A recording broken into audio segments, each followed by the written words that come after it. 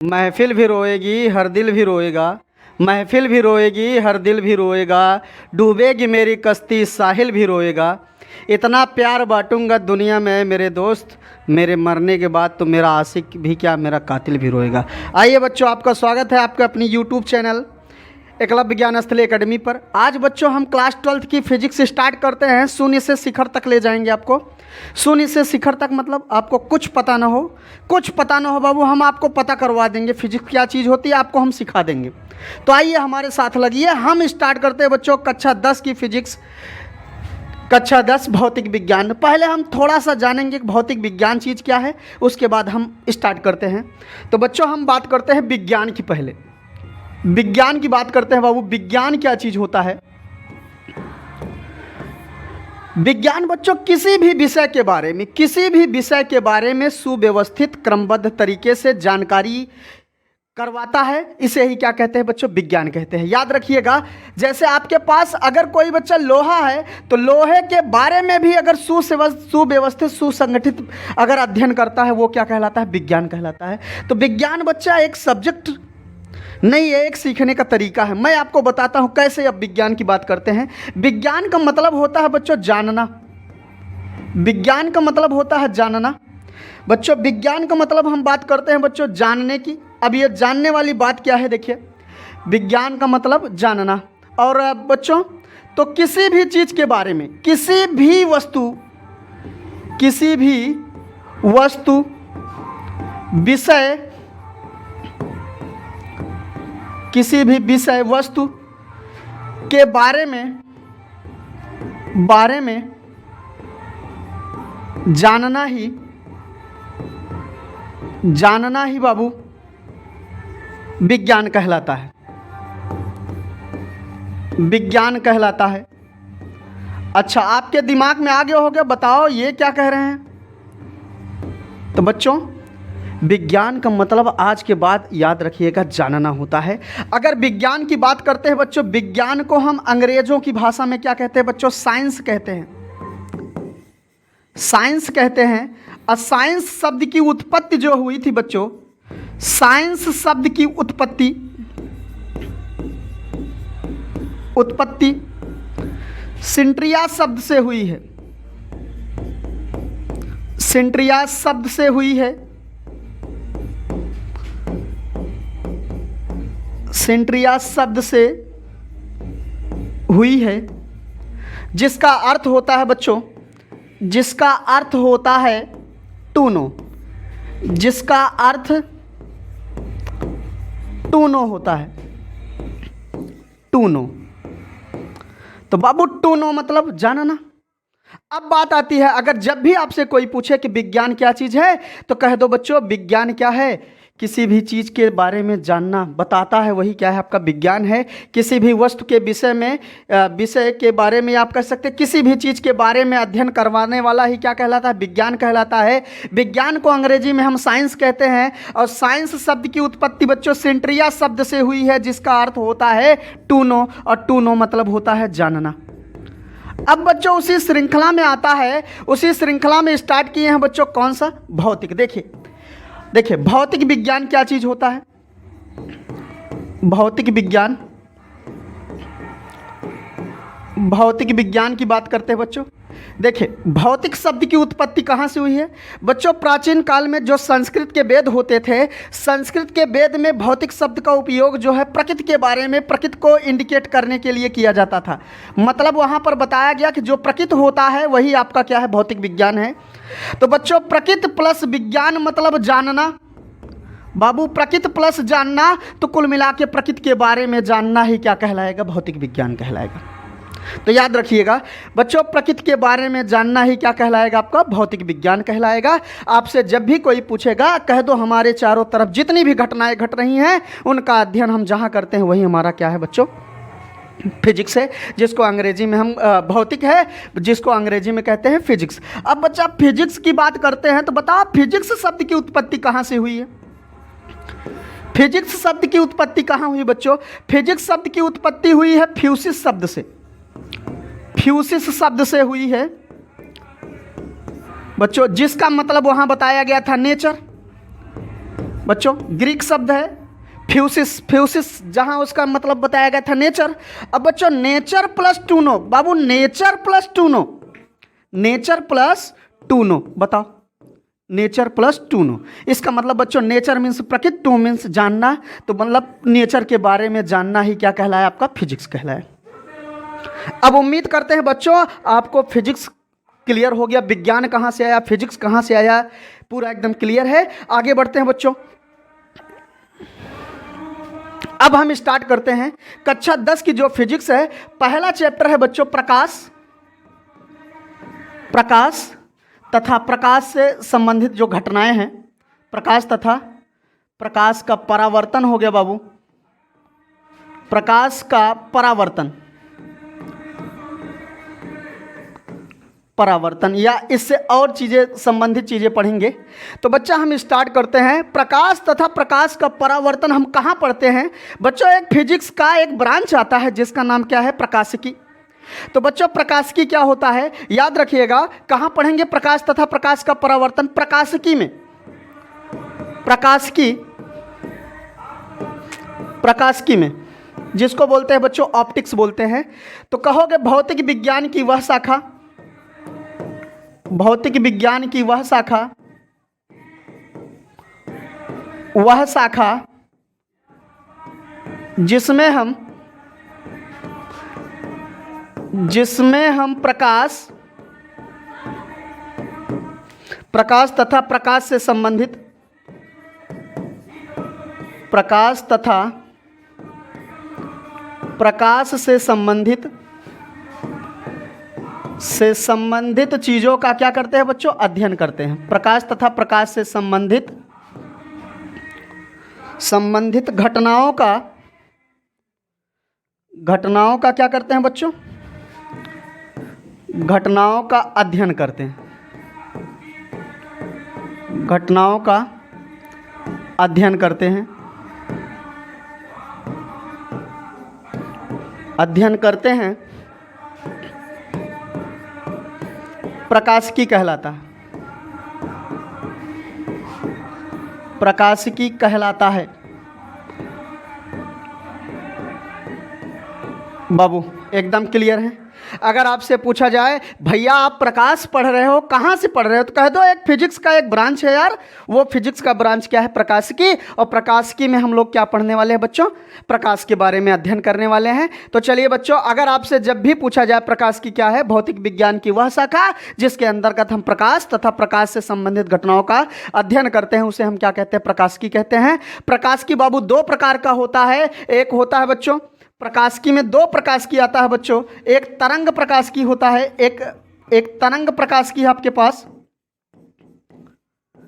तरंग प्रकाशिकी, एक तरंग प्रकाशिकी की बात करते हैं बच्चों, एक किरण प्रकाशिकी की। तो बच्चा कक्षा 10 में जो आपको पढ़ना है किरण प्रकाशिकी, किरण प्रकाशिकी बाबू इसको बोलते हैं रे ऑप्टिक्स, रे ऑप्टिक्स बोलते हैं, रे ऑप्टिक्स, इसको बोलते हैं बाबू वेव ऑप्टिक्स, वेव ऑप्टिक्स बोलते हैं। तो हमको पढ़ना कौन सा बच्चा, जहाँ पर प्रकाश को हम किरण के आधार पे पढ़ेंगे, जहाँ पर हम प्रकाश को किरण के आधार पे पढ़ेंगे वो क्या कहलाएगा बच्चों, किरण प्रकाश की। तो हम स्टार्ट करने वाले हैं क्या बच्चा, किरण प्रकाश की। अब चलिए बात करते हैं बच्चों, अब आ गई वो घड़ी जिसका मुझे इंतजार था, आपको भी इंतजार था। तो बच्चों हम स्टार्ट करते हैं अपने पास कौन सी, किरण प्रकाश की। कौन सा बाबू, किरण प्रकाश की। चलिए आगे बढ़ते हैं हम लोग। किरण प्रकाश की में बच्चा पहला टॉपिक हम पढ़ेंगे प्रकाश के बारे में, प्रकाश, प्रकाश जिसको हम बोलते हैं लाइट। एक चीज, एक क्वेश्चन आपसे पूछते हैं बच्चों, अगर अंधेरे में कोई पुस्तक रखी है किसी मेज पर, बताओ आप देख नहीं पाते हो, इसका मतलब बच्चों किस चीज की कमी आप महसूस कर रहे हो, आपके दिमाग में आ गया होगा, वो क्या है, प्रकाश। अंधेरे का समय है बच्चों, घर में चोर आया है या कहीं चोर बगल में आया है, तो बच्चों उस चोर को देखना है, पकड़ना है, आपको किस चीज़ की ज़रूरत पड़ेगी? आप कहोगे सर जी प्रकाश चाहिए। तो बच्चों प्रकाश क्या है? एक ऊर्जा है अपनी ज़िंदगी में। अगर प्रकाश नहीं रहेगा तो हम लोग कह सकते हैं किसी भी चीज़ को देख नहीं सकते, और जब देख नहीं सकते बच्चों उसके बारे में वर्णन भी नहीं कर सकते हम। तो बच्चों आपसे जब भी पूछा जाए प्रकाश क्या है, तो कहो प्रकाश एक प्रकार की क्या है बच्चों? प्रकाश एक प्रकार की ऊर्जा है, एक प्रकार की ऊर्जा है जो हमको देखने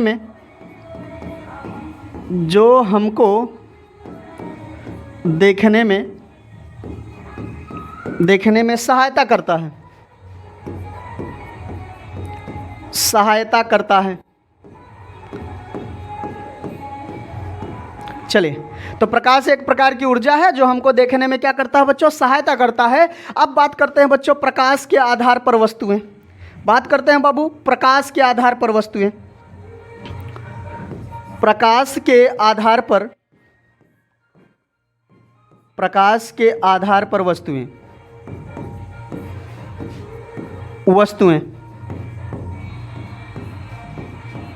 बाबू दो प्रकार का होता है।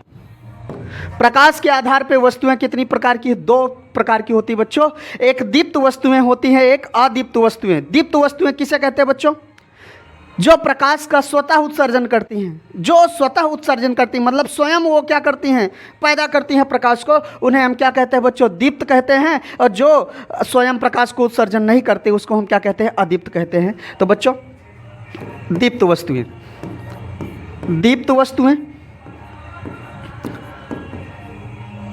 दीप्त वस्तुएं बच्चा कौन कौन हो सकती हैं?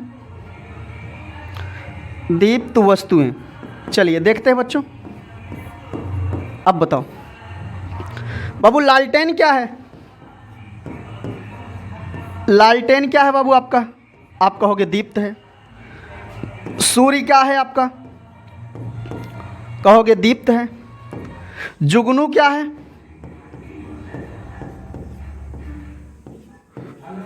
जुगनू क्या है बच्चों? दीप्त है। और बताइए मोमबत्ती क्या है? मोमबत्ती आपका क्या है बच्चों? दीप्त है।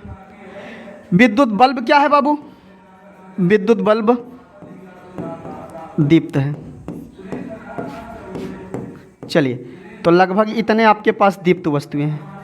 अब हम देखते हैं बच्चों दीप्त वस्तुएं हमने इनको इसलिए कहा क्योंकि ये लालटेन स्वयं प्रकाश देगा, सूर्य स्वयं प्रकाश देगा, जुगनू स्वयं प्रकाश देगा, मोमबत्ती स्वयं प्रकाश देगी, विद्युत बल्ब स्वयं प्रकाश देगा। इसलिए बच्चों इनको हम कहते हैं दीप्त वस्तुएं। और दूसरा क्या है बच्चों? अदीप्त वस्तुएं। अदीप्त वस्तुएं।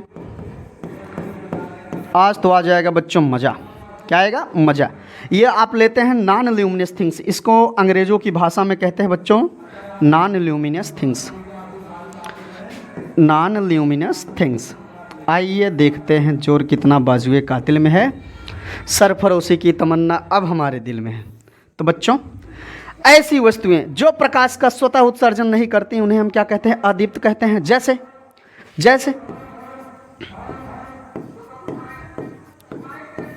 जैसे चंद्रमा।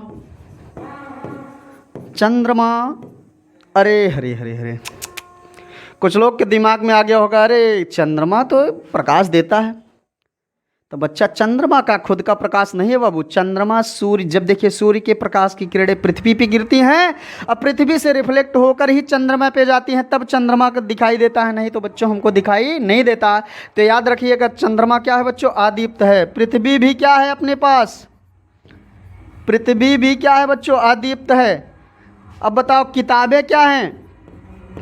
किताबें क्या हैं बाबू? किताबें अदीप्त हैं। ये सब जितनी चीज़ें आप देखते हो जो प्रकाश का स्वतः उत्सर्जन नहीं करते उनको हम क्या कहते हैं? अदीप्त कहते हैं। अब बच्चों आगे बढ़ते हैं, थोड़ा मैं रंगीन ले लेता हूँ, आ जाओ। अब बच्चों इतना हो गया, अब बात करते हैं बच्चों, आगे बढ़ते हैं, हम प्रकाश की बात कर लेते हैं, प्रकाश के लक्षण की बात करते हैं। प्रकाश के लक्षण। प्रकाश के लक्षण क्या क्या लक्षण हैं बच्चों? क्या क्या लक्षण हैं? देखिए पहला पॉइंट बच्चों,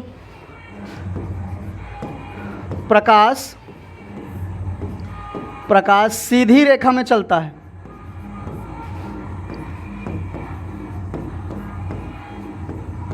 रेखा में चलता है, पहला यही गुण है इसका, प्रकाश सीधी रेखा में चलता है। दूसरी बात बच्चों, प्रकाश को एक माध्यम से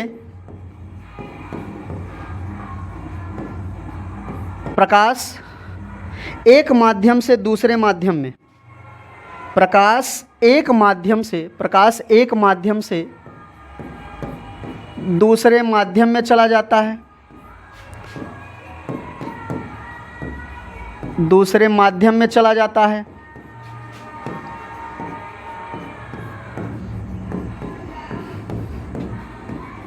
और बच्चों तीसरी बात लिख सकते हैं बाबू, प्रकाश को चलने के लिए किसी माध्यम की ज़रूरत नहीं होती है।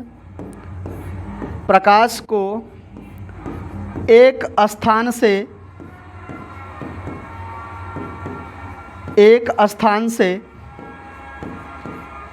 दूसरे स्थान तक जाने के लिए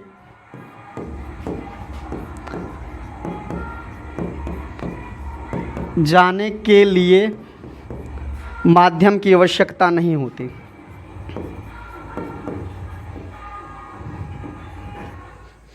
माध्यम की आवश्यकता नहीं होती।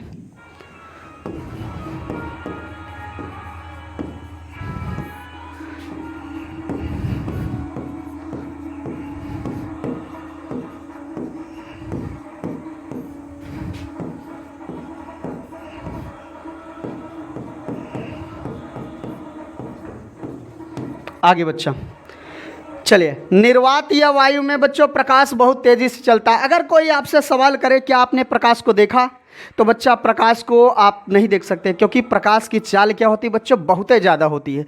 अब कितना होता है वो बता दें। निर्वात या वायु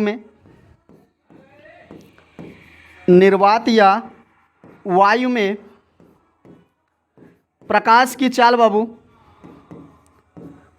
प्रकाश की चाल लगभग बच्चों 3 × 10⁸ मीटर प्रति सेकंड होता है। अब बताओ, अर्थात समझो, अर्थात बच्चों 3 गुणे लिख दो, 3 गुणे लिख दो बच्चों, लगभग इतना मीटर पर सेकंड। लगभग बच्चों 1 सेकंड में, बताओ 1 सेकंड में प्रकाश जाता है 3 करोड़ मीटर, 3 करोड़ मीटर जाता है भैया। अगर प्रकाश 1 सेकंड में 3 करोड़ मीटर जाएगा, आप देख पाओगे? आपका जवाब आएगा, अरे सर कहाँ देख पाएंगे, हमारे बगल से कोई 70 किमी प्रति घंटे के बाइक से निकल जाता है बच्चों, उसको तो हम देख ही नहीं पाते। ये बताओ, पलक झपकते ही बच्चा कांड कर जाएगा, तो हम कह सकते हैं बच्चों प्रकाश को देखना आसान नहीं है। फिर बच्चा अगली बात करते हैं। अच्छा, क्या आपके दिमाग में अरे वायु में 3 × 10⁸ मीटर पर सेकंड है, अरे क्या कछुओं में रहेगा, क्या जलों में वही चीज़ रहेगा? तो बच्चा हम बात करते हैं, देखिए अलग अलग होता है। भिन्न भिन्न माध्यमों में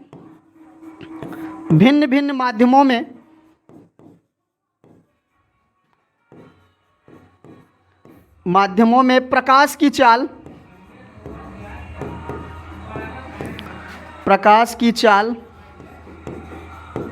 भिन्न भिन्न होती है। याद रखिएगा बच्चों, प्रकाश की चाल भिन्न भिन्न माध्यमों में भिन्न भिन्न होती है। अब बताओ बच्चा, अगर हम बात करते हैं कांच और जल में, बताओ कांच के कण पास पास होंगे कि जल के कण पास पास हैं? आपका जवाब आएगा, अरे सर कण तो बहुत पास पास होंगे कांच वाले, और जल के कण क्या होंगे, दूर दूर। तो बताओ बच्चा, प्रकाश की किरण कांच वाले में आसानी से जाए कि जल वाले में? आपका जवाब आएगा, सर जी कांच वाले में थोड़ा स्लो हो जाएगा, जल वाले में क्या हो जाएगा, तेज हो जाएगा। तो बच्चों याद रखिएगा, भिन्न भिन्न माध्यमों में प्रकाश की चाल क्या होती है बाबू, भिन्न भिन्न होती है। आगे बात करते हैं। चलिए जल में प्रकाश की चाल की बात कर लेते हैं बच्चों। जल में प्रकाश की चाल बच्चों 2.25 10⁸ मीटर पर सेकंड होता है। बताओ थोड़ा सा बताइए, इतना होता है किस में बच्चा? कांच में। और कांच में देख लो, यहीं बगल ये लिख देते हैं, देख लीजिएगा। कांच में बच्चा 2 × 10⁸ मीटर पर सेकंड होता है। तो बताओ बच्चा, चाल प्रकाश की किस में ज़्यादा है? जल में ज़्यादा है, कांच में ज़्यादा है? अरे सर जी, तो 2 × 10⁸ मीटर पर सेकंड से चल रहा है, इसमें 2.25 हो गई। इसका मतलब इसमें प्रकाश की चाल क्या ज़्यादा हो गई, इसमें प्रकाश की चाल कम हो गई। तो बच्चा इसका माध्यम हो गया विरल, इसका माध्यम कहलाएगा विरल, और इसका माध्यम कहलाएगा बाबू सघन कहलाएगा। उम्मीद करते हैं बच्चों ये प्रकाश के लक्षण आपको क्लियर हो गए होंगे। आगे बढ़ते हैं। अब बच्चों फिर बात करते हैं आगे। अगला कॉन्सेप्ट बात करते हैं बच्चों प्रकाशिक माध्यम की। प्रकाशिक माध्यम की। प्रकाशिक माध्यम बच्चों, प्रकाशिक माध्यम क्या है? प्रकाश एक स्थान से दूसरे स्थान तक जाने के लिए जिस माध्यम को अपनाता है, या जिस माध्यम से होकर प्रकाश एक स्थान से दूसरे स्थान तक जाता है, उसी माध्यम को क्या कहते हैं बच्चों? प्रकाशिक माध्यम। याद हो गया होगा। प्रकाशिक माध्यम बच्चों 3 प्रकार के होते हैं। प्रकाशिक माध्यम 3 प्रकार के होते हैं। पारदर्शी माध्यम, पारदर्शी माध्यम, अपारदर्शी माध्यम,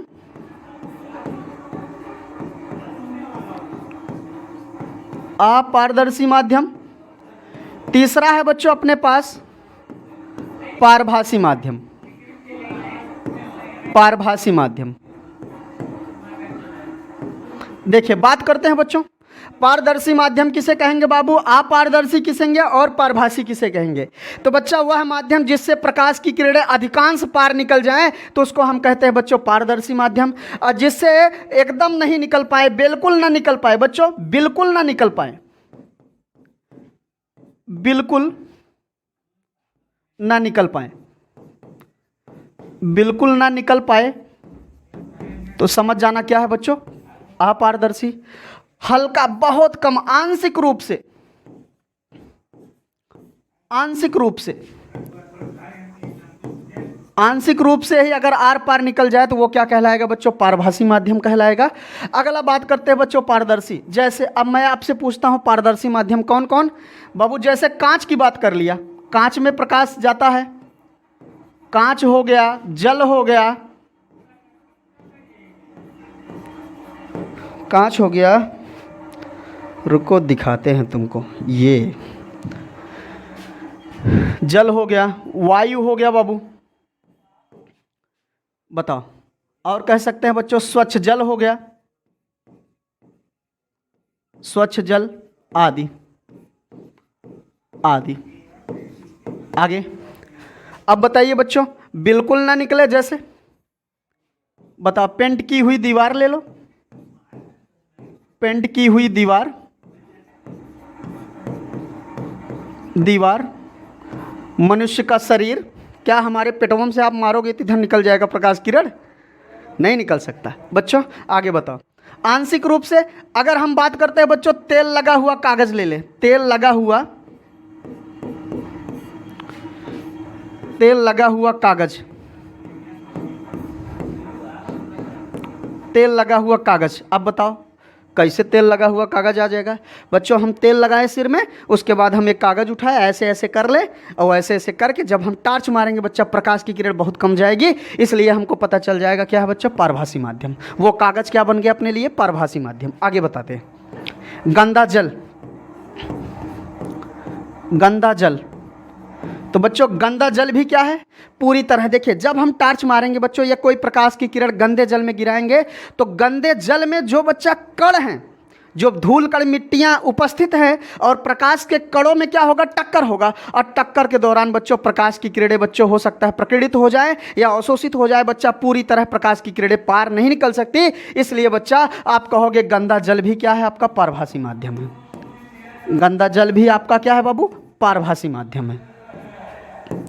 चलिए, तो हमने बच्चा इतनी चीज़ें क्लियर कर ली, अब बच्चों हम पहुंचते हैं, आगे चलते हैं प्रकाश के। बच्चा हम बात करते हैं प्रकाश किरण की। अब देखिएगा, स्टार्ट करते हैं अपना कार्यक्रम बच्चों और बढ़िया से।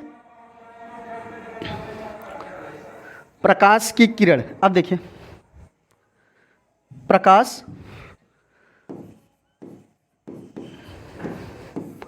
प्रकाश की किरण,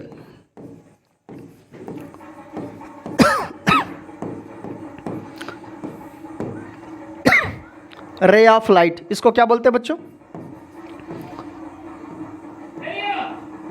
रे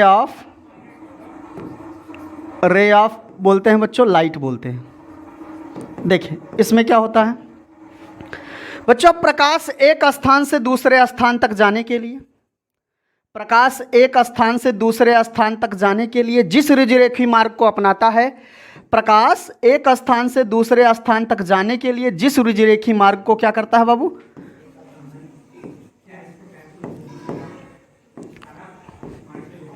जिस ऋजुरेखी मार्ग को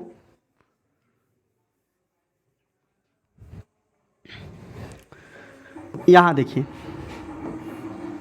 ये मान लो बच्चा, यहां से प्रकाश यहां तक जाना है, इसको प्रकाश को यहाँ से बच्चों यहाँ तक जाना है, तो जिस रास्ते को अपनाएगा वही रास्ता ही इसका क्या कहलाएगा बच्चों, प्रकाश। और आप लगाएंगे ये रास्ता ही इसका, अगर हम तीर लगा दिए तो इसको बोलेंगे प्रकाश किरण, बोलेंगे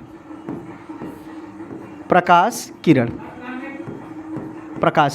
अब देखिए, अब बच्चों प्रकाश किरणों के देखिए, अगर प्रकाश की किरणें बच्चों एक ही दिशा में जा रही हो तो प्रकाश किरणों के समूह को क्या कहते हैं हम लोग बच्चों, प्रकाश किरणों के समूह को। देखिए आगे बढ़ते हैं। अब यहाँ से बच्चा हम लिख सकते हैं, प्रकाश किरण हो गया आपके पास। प्रकाश की किरण किसे कहते हैं, प्रकाश एक स्थान से दूसरे स्थान तक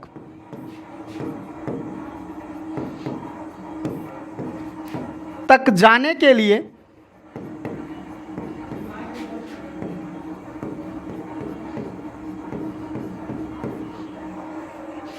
जिस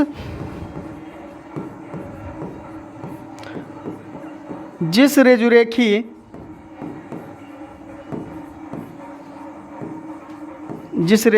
मार्ग को अपनाता है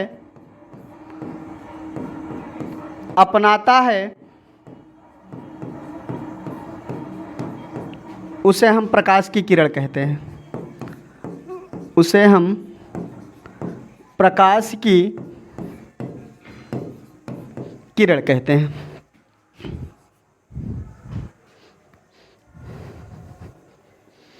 प्रकाश की किरण कहते हैं।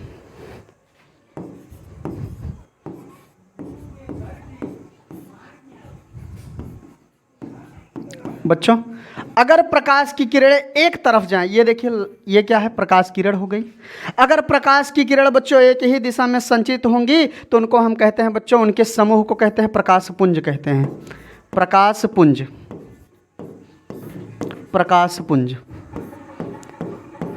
बच्चों, प्रकाश किरणों के समूह को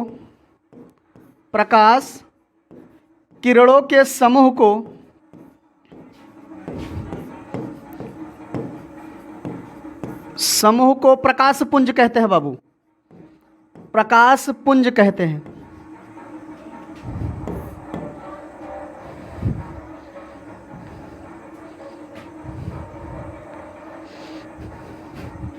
प्रकाश पुंज कहते हैं।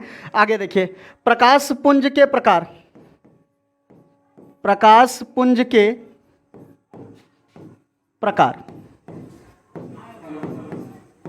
बच्चा 3 प्रकार का होता है।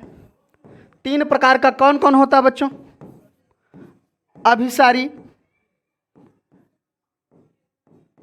अभिसारी प्रकाश पुंज,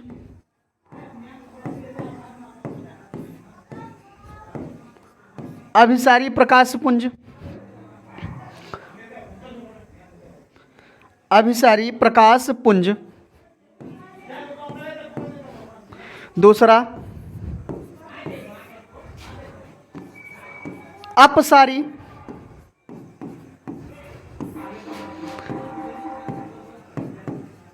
प्रकाश पुंज। तीसरा है बाबू आपका समांतर, समांतर प्रकाश पुंज। देखिएगा, देखिए बच्चों, अगर आपसे पूछा जाए अभिसारी प्रकाश पुंज किसे कहते हैं, यदि प्रकाश की किरणें यदि प्रकाश की किरणें बच्चों किसी बिंदु पर मिलती हैं तो उसे हम कहते हैं अभिसारित हो रही हैं। तो कुल मिला के बच्चों ये देखिए चित्र अभिसारी के लिए,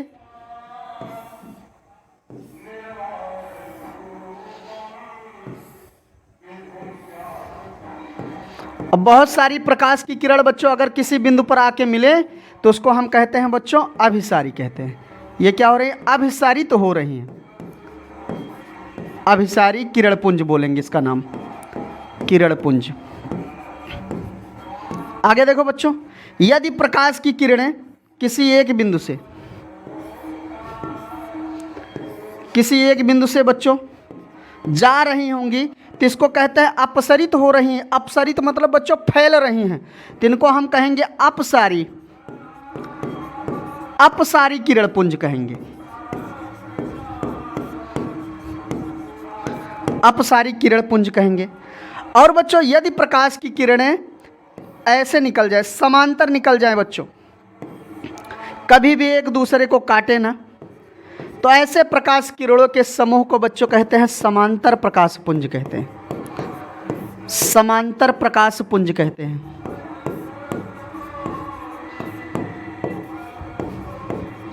तो बच्चों ये रहा आपका प्रकाश के बारे में जानकारी। अब हम लोग बच्चा आगे कल अगले वीडियो में हम देखेंगे प्रकाश का परावर्तन, प्रकाश से संबंधित घटनाएं। तो बच्चों मस्त रहिए, एकदम स्वस्थ रहिए, बढ़िया तैयारी करिए, हम आपके लिए लगे हुए हैं। धन्यवाद।